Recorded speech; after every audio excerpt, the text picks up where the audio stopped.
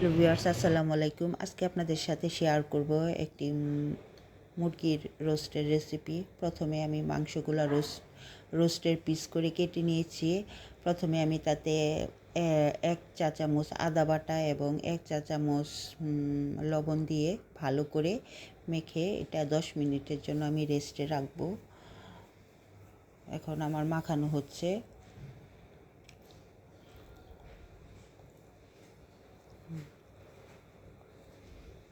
আমার মাখানো প্রায় শেষ হয়ে গেছে। এখন আমি চুলায় ফ্রাই প্যান বসিয়ে তাতে তেল গরম করে আগে পেঁয়াজের বেরেস্তাটা ভেজে নেব। আমি এখানে পেঁয়াজ কুচিগুলো দিয়ে দিলাম। এখন আমি বেরেস্তাটা ভেজে উঠিয়ে রাখবো। আমার বেরেস্তা ভাজা হয়ে গেছে। এখন আমি একটা প্লেটে উঠিয়ে নেব।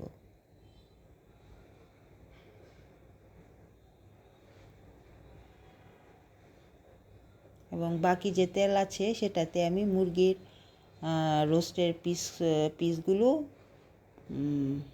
হালকাভাবে ভেজে নেব। একে একে আমি পিসগুলো ফ্রাই প্যানে দিয়ে দিচ্ছি। হ্যাঁ, আমার রোস্টগুলা প্রায় ভাজা হয়ে গেছে।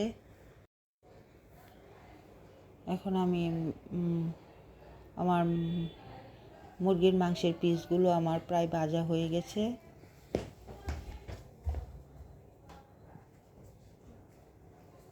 এখন আমি এগুলো প্লেটে উঠিয়ে রাখবো।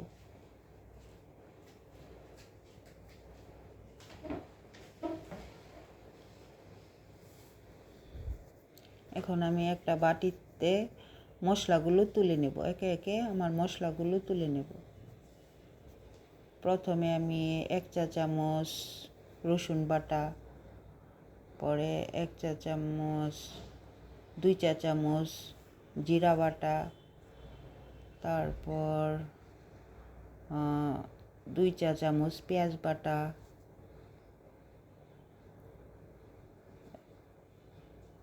এবং আদা বাটা দেব 2 চা চামচ।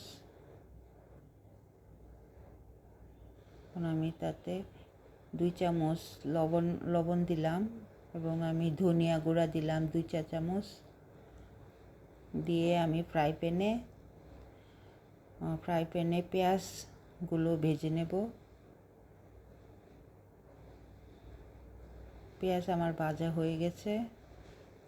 এখন আমি মশলাগুলো দিয়ে তাতে অল্প একটু পানি দেব, দিয়ে ভালো করে এটাকে কষিয়ে নেব।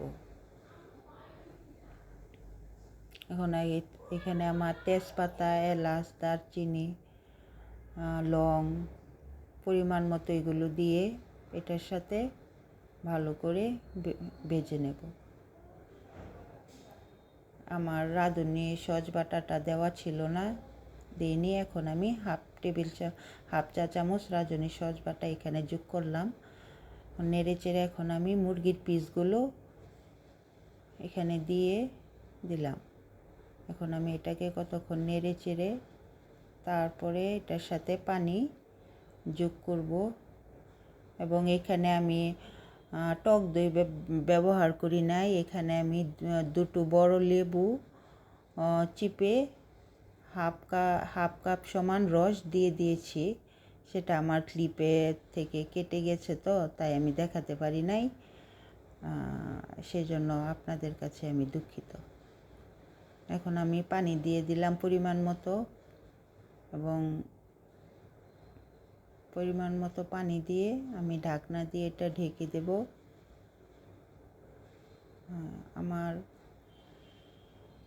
ঢাকনা দিয়ে ঢেকে দিলাম। এখন আমারটা হয়ে গেছে। এখন আমি পেঁয়াজ বেরেস্তাগুলো উপরে ছিটিয়ে দিলাম। পরিবেশন